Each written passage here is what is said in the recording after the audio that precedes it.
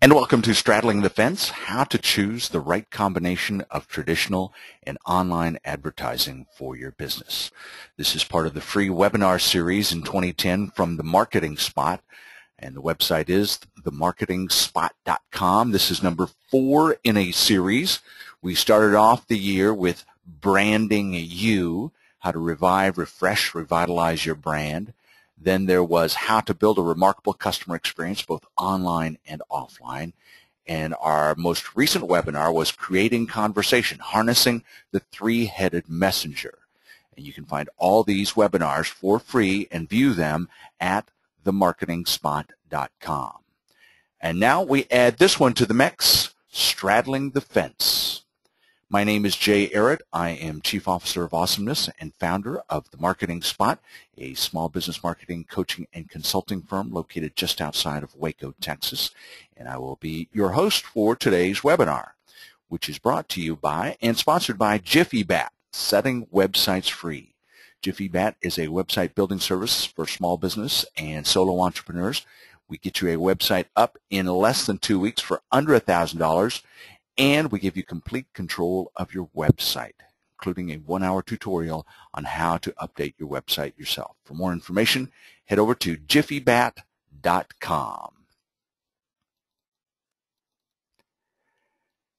Now, this is Straddling the Fence, and it's an advertising strategy that I advocate. Now, in most things in life, straddling the fence is not a good thing. However, in advertising, I believe it is. In the advertising world, you hear a lot of experts talk about the death of traditional advertising, or that online is where you need to be. Well, that's simply not the case, and I'm going to show you why in this webinar. But straddling the fence means that you should use a mixture of both new media and traditional media when you advertise.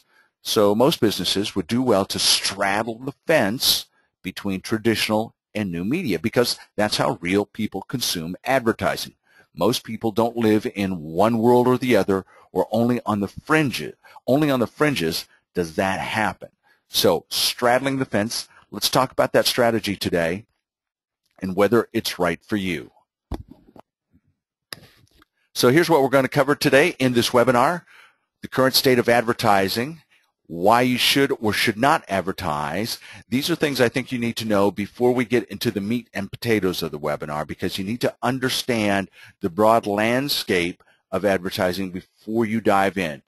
Too many businesses want to start advertising as a way to get some business right now. They don't understand advertising before they start wasting money on it. And you've heard the old saying, I know I'm wasting half of my money in advertising, I just don't know which half. Well, part of it is jumping into advertising before you understand how it works and why it works for you.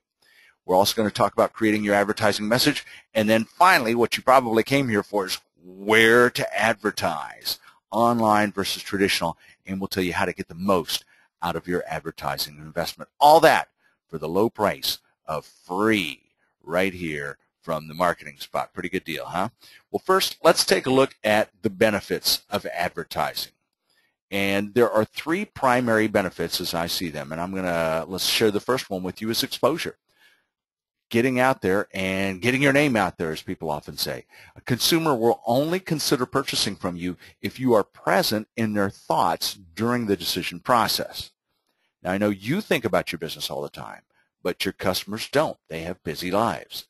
And customers who have never done business with you before have no reason to think about you unless they have been exposed to you. So you must expose your business name and service as much as you can. Don't limit your thinking here by looking for the best way to get exposure. Rather, look for the best ways, plural, to get your brand name and product and service offerings exposed. So that's what the first benefit of advertising. The second benefit of advertising is interrupting people. But wait, isn't interruption a bad thing? The case against interruption is a fallacy, and it's conceived by a somewhat self-righteous crowd of new media, social media evangelists, but it's to be expected because they're selling against the traditional or interruption media. Now, their argument is that We're in a new world of customer control, where customers no longer want to be interrupted, and they must choose everything that comes their way. Now, what's the logic in that? Well, there's not much logic in that. Let me give you a little story. Let's say you're working on your computer, watching this webinar, working on your blog, and right now your iPhone rings. You answer. It's your friend Paul. And Paul says, "Hey, buddy, I got my new flat panel over the weekend, 60-inch. I'm ready for football season, for the playoffs, the bowl games. They're all coming up. The picture is perfect. You can see it from every angle. The best thing is I got free installation of surround sound from Best Buy because I bought the combo package." Now you think to yourself, free installation of surround sound? I was going to wait till Black Friday to get everything. But wouldn't it be great to watch the Cowboys? I'm in Texas, by the way. Watch the Cowboys this season on 60 inches in surround sound? It turns out it won't be, since the Cowboys are not going to the playoffs. But the point is, you just got interrupted, and you were glad you did. That's because there are two kinds of interruption, as illustrated in this chart. There's the not useful kinds of interruption and the useful kinds of interruption. And then there are two ways you get interrupted. One is where you expect it, and the other way is where you don't expect it. Now, in either case, whether you expect it or you don't, if it's useful information, you're glad you got interrupted. For example, free surround sound installation. Now, the interruptions you don't expect, like my call from my friend Paul or from a telemarketer, it depends on whether I'm glad or not I got the interruption, depends on whether the information is useful. So a telemarketing call at my house in the evening is not useful. I don't expect it, so it's irritating. So let's dispense with the interruption fallacy, because if you give people something they're interested in and they find useful, they won't care that you interrupted them. And with advertising, if people consume traditional media, they expect advertising. So give them useful information in your advertising. So that's benefit number 2 from advertising, interruption. The third benefit from advertising is something I call frequency. And we need frequency because we don't remember things accurately. Humans tend to forget real quickly. It's just the way the brain works. We actually forget most of what we learn within a few hours of contact. And businesses struggle to get consumers to remember their message in this over-marketed world. We come in contact with thousands of marketing messages every day. How are we supposed to remember them? So we consistently, as businesses, ignore one of the most potent ingredients of memory, frequency. The more times people hear something, the more likely they are to remember the message. So those are the 3 benefits of advertising: exposure, interruption, and frequency.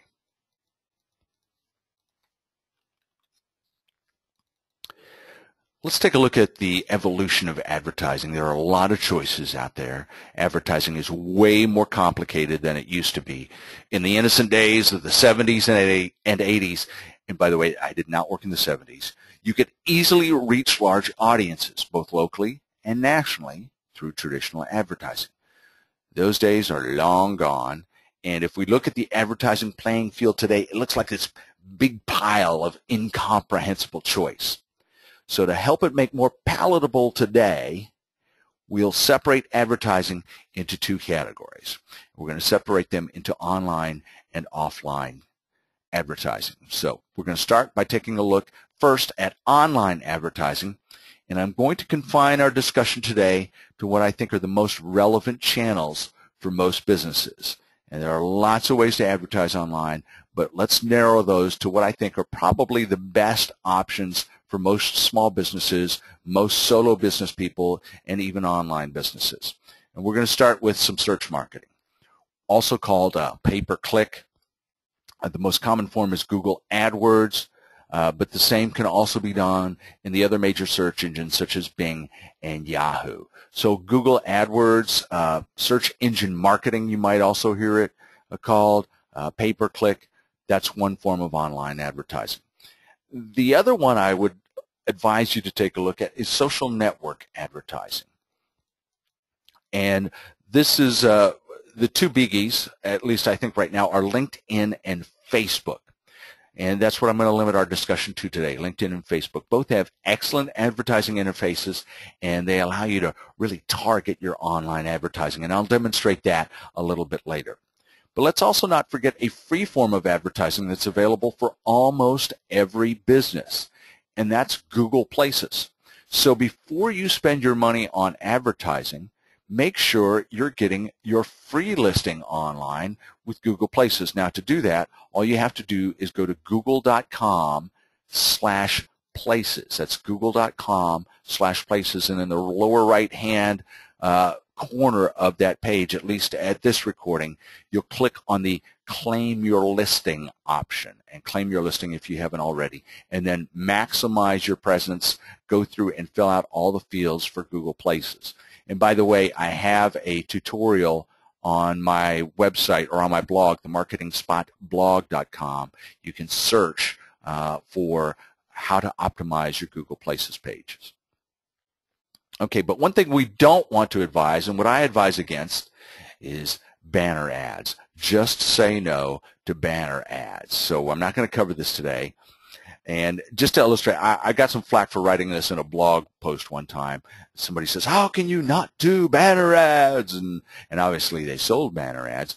But I've got a practical illustration for this. Now, a lot of times your local media will throw in the banner ads, or they'll charge you a little bit extra for being on their website, say the newspaper, the TV station here locally, or other big local portals. And they'll say, we've got all these impressions, all these clicks, all these hits, and your banner ad's going to be seen by thousands and thousands, maybe even millions of people. Well, I have a local client who was on the newspaper website, and we luckily tied it into analytics, and we got a report, and I don't remember the exact numbers, but we received less than 10 visitors in 3 months from a banner ad on a local newspaper website, and many tens of thousands of hits, and we got 10 visitors. So mostly you want to stay away from banner ads. However, in the traditional world, which is getting a bad rap today because of the advancement of online media and online advertising, the traditional world has some great options for you, and we'll cover those today. These are all the traditional media options that we'll cover today, and I'll show you how to choose between those, and you'll also receive a free tool on what are the best uses. But first, I want to introduce you to something I call the digital media divide. And your big question is, where do you advertise and to whom do you advertise? And taking a look at the digital media divide will help you answer these questions. So let's take a look at some facts. The median age of the broadcast television viewer is now 51. You'll frequently see reports that television is dying. Really, it's just getting older. So the average age of the broadcast television viewer, those are the big networks like ABC, NBC, Fox, the average age is now 51. On the digital side of the divide, approximately 57% of American adults now have a Facebook account. That figure itself is pretty staggering, but it does not tell the entire story. If you dive into the numbers a little deeper, as I did, you will find that 84% of adults under age 50 have a Facebook account. Wow. And according to Facebook, 50% of those users log on to Facebook daily. So that's about 42%, or about 40% of the population is logging on to Facebook every day, at least if you're under age 50.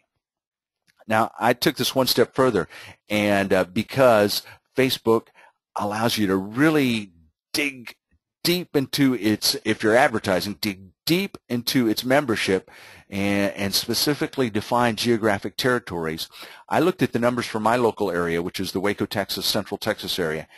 I found that 89% of Facebook users within I think it was a 25-mile radius I checked of my hometown of Waco, Texas, 89% of Facebook users are under the age of 50. So what does that mean? That means there's a digital media divide in the U.S., and it seems to be right at about age 50.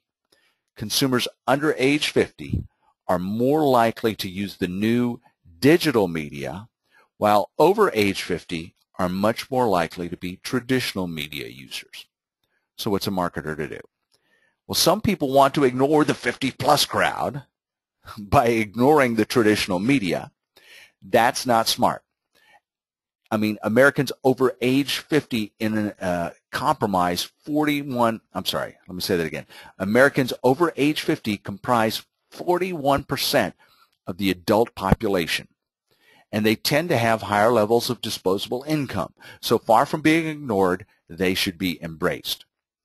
What you need is a marketing strategy that straddles the fence, or more accurately, straddles the divide. Strategy is a mix of traditional and new media that reaches out across the digital divide and invites all customers into your business. Now, of course, certain products and services, they're not mass appeal. You may have products or services that don't reach across the digital media divide, as you are on one side or the other. And remember, everything I give you today here are not all just hard and fast rules. These are general guidelines, okay? So there are exceptions to the rules, but that doesn't negate the rule. All right, here we are. It's time to reveal to you the magic advertising formula. Everybody wants to know, what's the magic advertising formula where I will get huge success from my advertising? And what I'm going to tell you is there is no magic advertising formula. However, and by the way, be wary of any person who tries to tell you that there's this magic advertising formula and you'll get rich from advertising, because, well, you may be able to find one or two people who have ever done that, but mostly it's not going to happen. However, there is an advertising success formula. There is an advertising success formula, and I'm going to reveal that to you right now. It's reach plus frequency plus message equals advertising success. Reach plus frequency plus message. Let's cover each one of those individually here briefly. Reach is the number of people that come in contact with your message.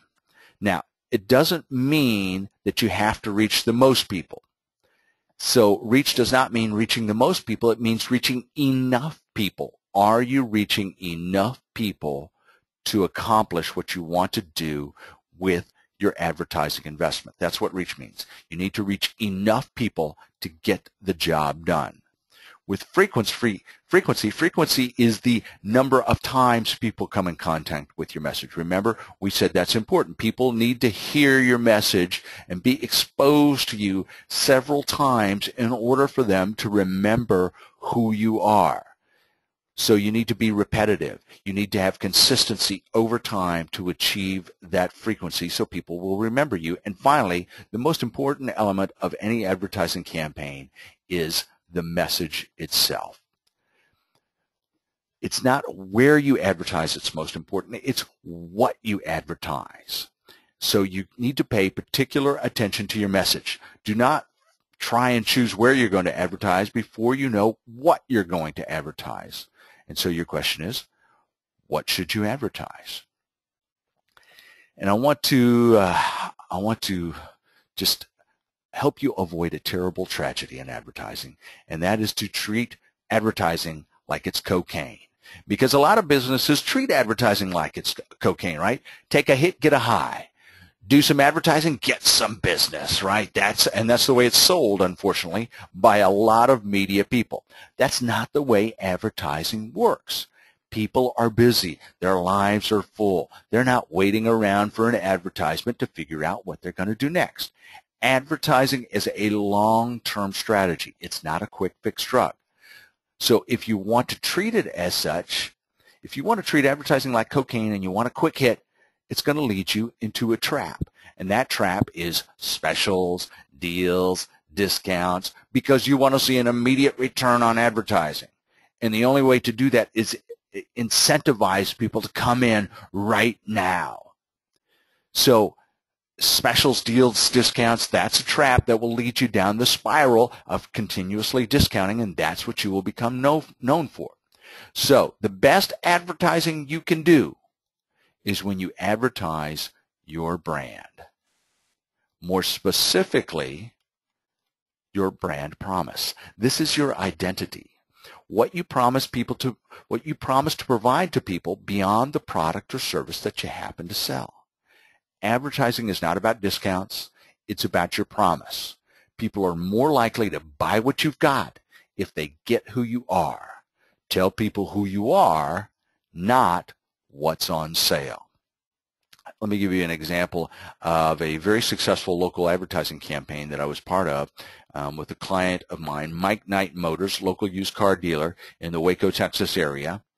And what we did is we put together a series of very cheesy, campy commercials that never talked about the cars, never talked about the price. We never once had a sale.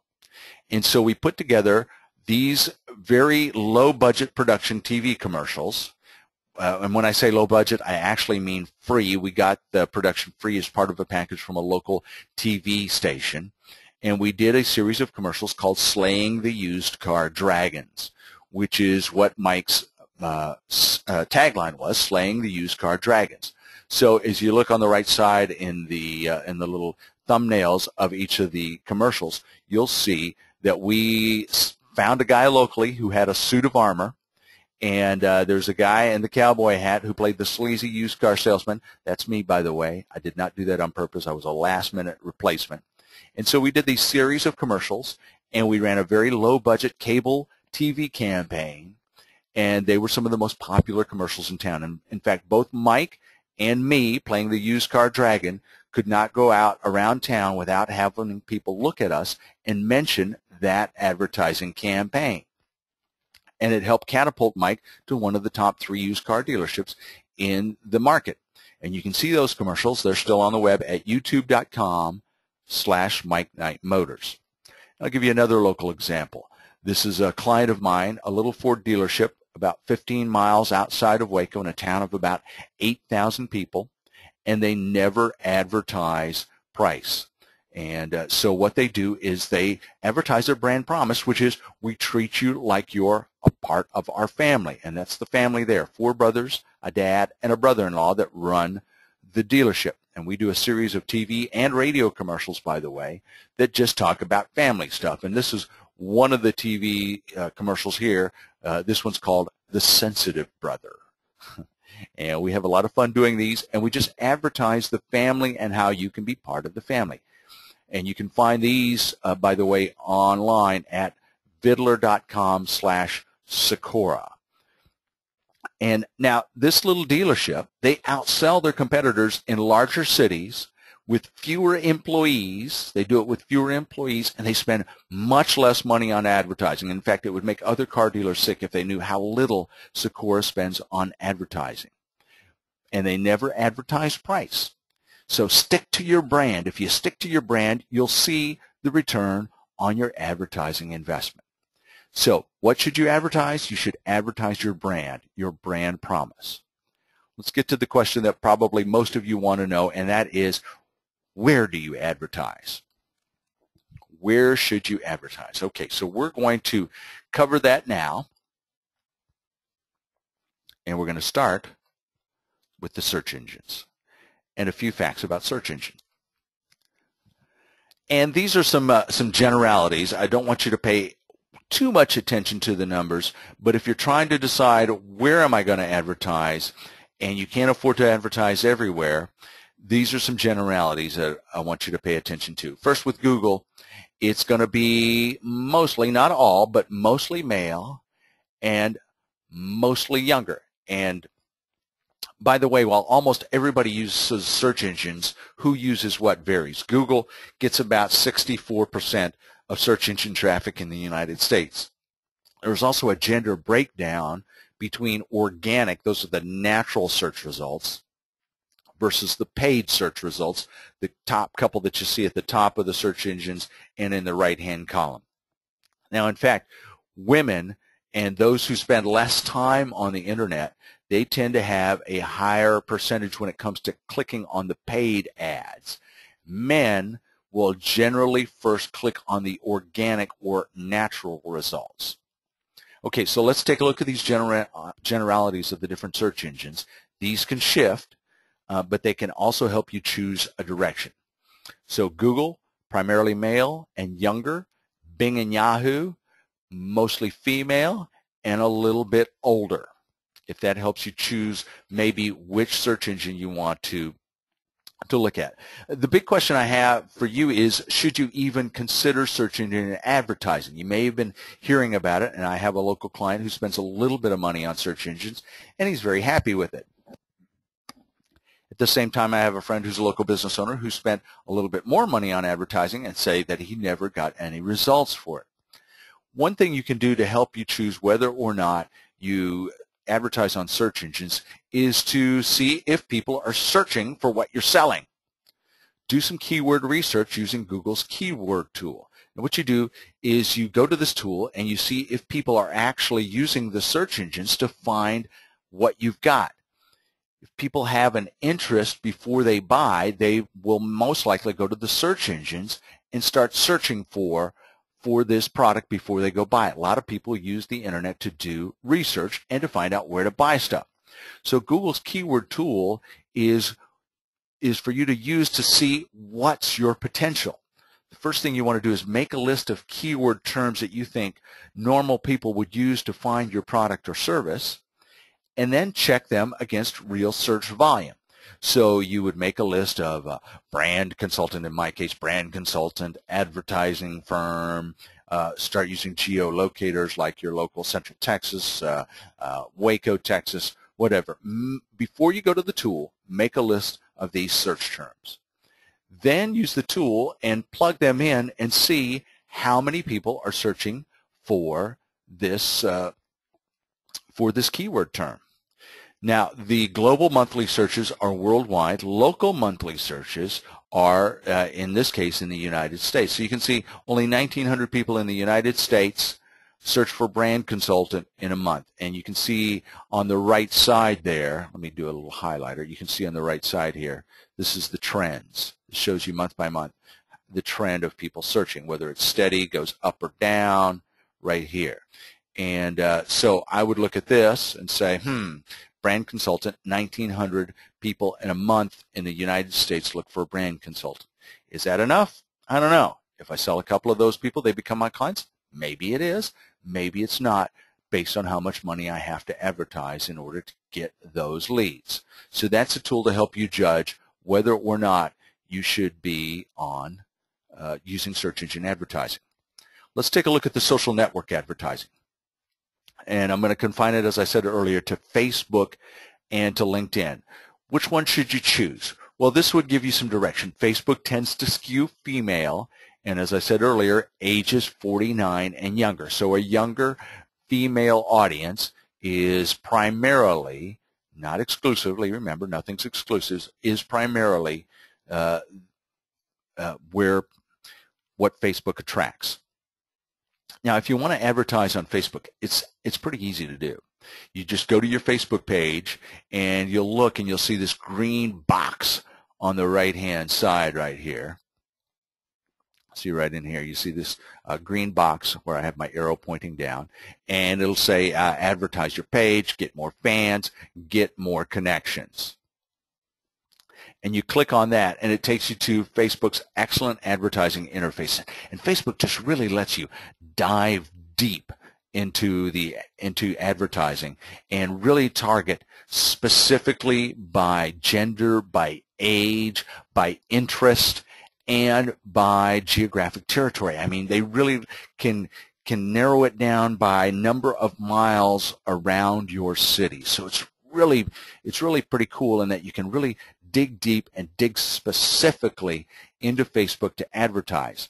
Now, for example, if I were targeting people for my company, and let's just say I did here in the United States, everywhere in the United States, and I plugged in the demographics that fit most of my customers, and that is they are usually between the ages of 35 and 55.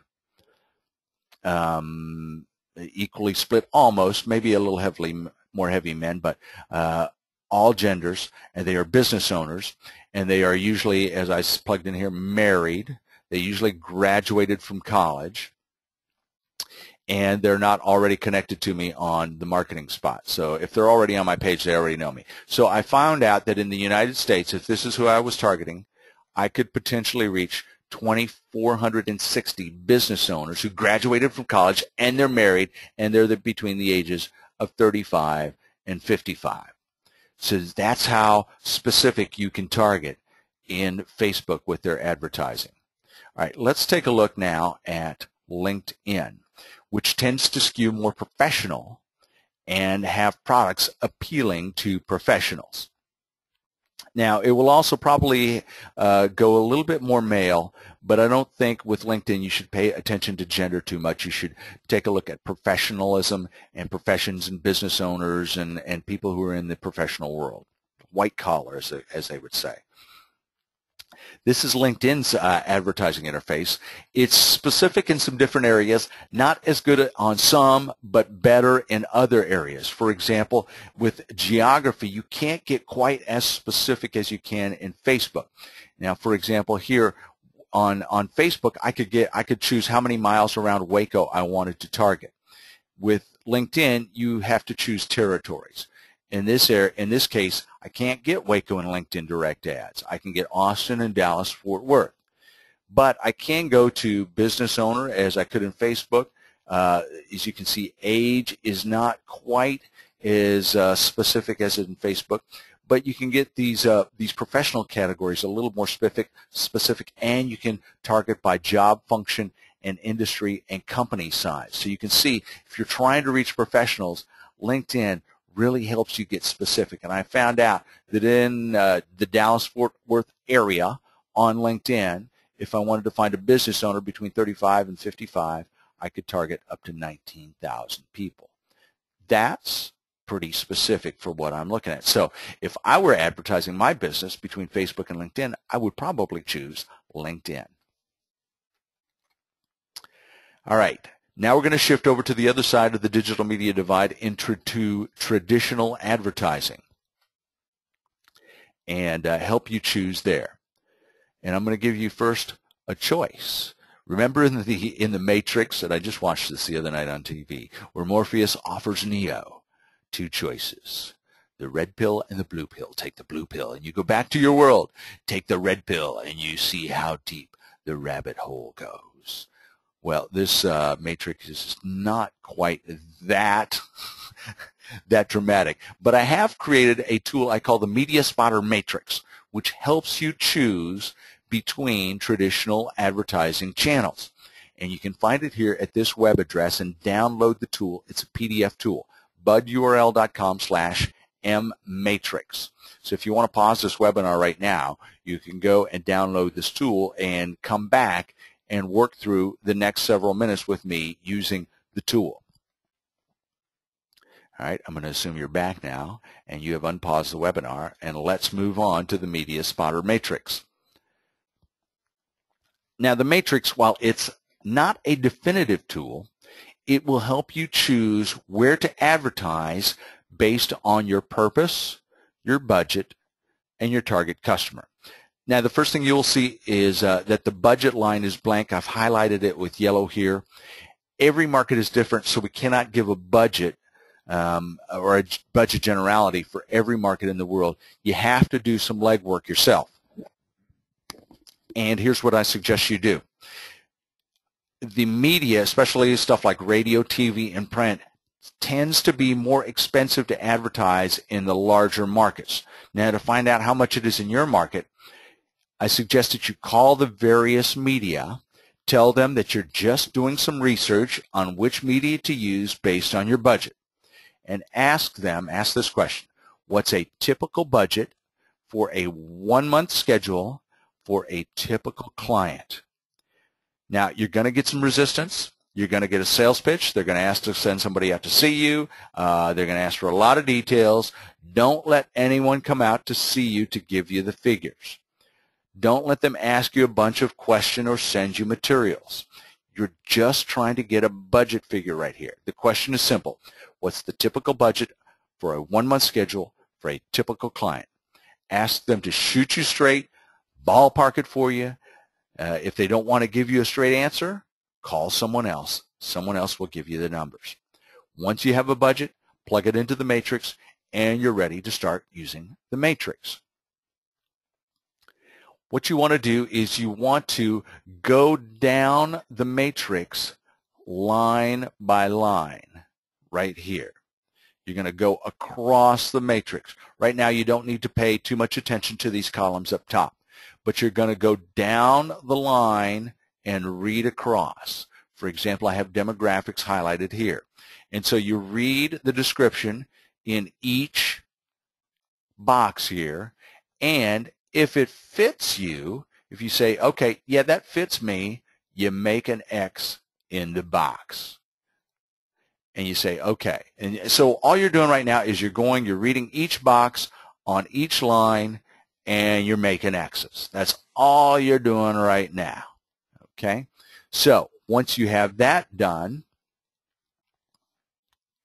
making all your X's, you're going to end up with a sheet that has a lot of X's on it, all across. And now is when you can take a look towards the top.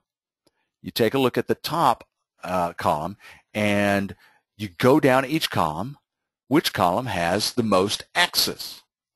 No, it's not scientific, but it's a good guideline, and it doesn't let built-in bias affect your choice, or it doesn't let a salesperson sell you something that you don't need. Using this media spotter matrix is a guideline to point you in the right direction as to which of the traditional media that you should use. Now, I want you to pay especially attention, or at least I'm going to advise that you pay special attention to direct mail and local community publications, especially direct mail. Even if you're an online-only business, if you're an online-only business and you think, oh, traditional media is not for me, you might be wrong, depending on what your customer demographics look like. Direct mail gives you the ability to target anybody, anywhere, any specific demographic, any lifestyle, job function, and direct mail, you can control your costs. You can control your costs based on the number of people you send your mail to and the type of piece that you send. For example, you can do 1,000 oversized postcards for under $1,000. I would say you could probably do it using an online printer, and if you have a good source at a mail house where you can get you a nice inexpensive mailing list, you can probably do 1,000 postcards mailed for around $700.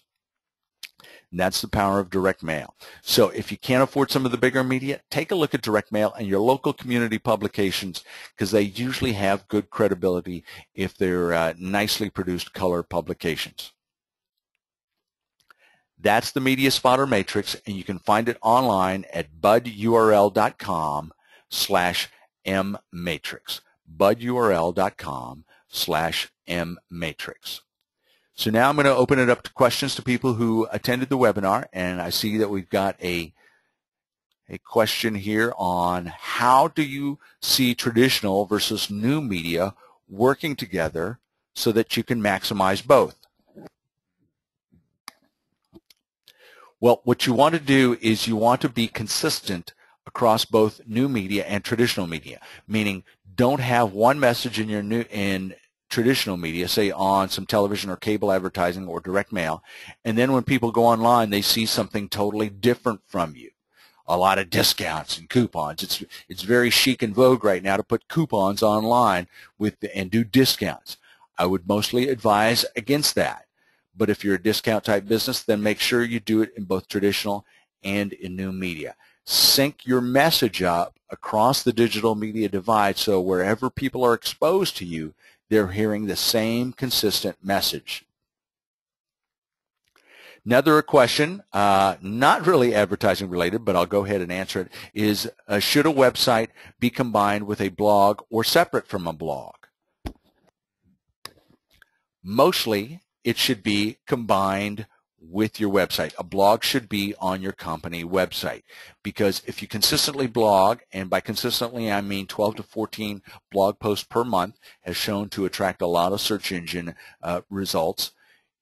Those search engines and that authority is given to your website, and you have people visiting your website rather than a separate site. Now, this is not always the case. You can have a blog separate from your website, and this works good if you have maybe a couple of different blogs targeting a couple of different industries, but you want to direct traffic back to your website. So I would say this is a good strategy. If you have multiple blogs, you can set up separate websites and then direct traffic back to your website. Now, you may, if you're familiar with the Marketing Spot, you know that the blog is separate from the website. That was done because when I started blogging 3.5 years ago, I didn't know what I was doing. And now I would do it differently. And in fact, I'm working on a rebuild of my website right now, which will incorporate the blog into the website. So to answer your question, mostly a blog should be combined with your company website. Now, if you have any other questions about the material in this webinar, you can contact me directly, and there's my contact information. There's my email address, jay@themarketingspot.com. My phone number there, you can see and copy it down. You can pause this. That's the magic of the recording. You can pause this recording and mark that down. I'm also on Facebook, facebook.com/themarketingspot, fairly active there, so check us out there on Facebook. That concludes our free webinar series for 2010, 4 separate free webinars based on the 4 essential spots of small business marketing. You can find all the recordings at themarketingspot.com. My next webinar will be Facebook for Business. This is going to be a premium webinar. It will not be a free one. Watch the Marketing Spot and the Marketing Spot blog for more information. However, you can mark it down on your calendar, January 18th, 2011. If you signed up originally to watch the original cast of this webinar, you are on our email list and you will receive notification. If not, I would suggest that you go to the website or the blog and subscribe to the feed so that you can be notified when we release the details, which will be coming up very shortly, depending, of course, on when you're watching this recording. The Facebook for Business complete Facebook for Business webinar. And if you missed the live broadcast, you're watching this recording sometime after we've done it, you can check it out on the premium side of our website, and check that out at themarketingspot.com.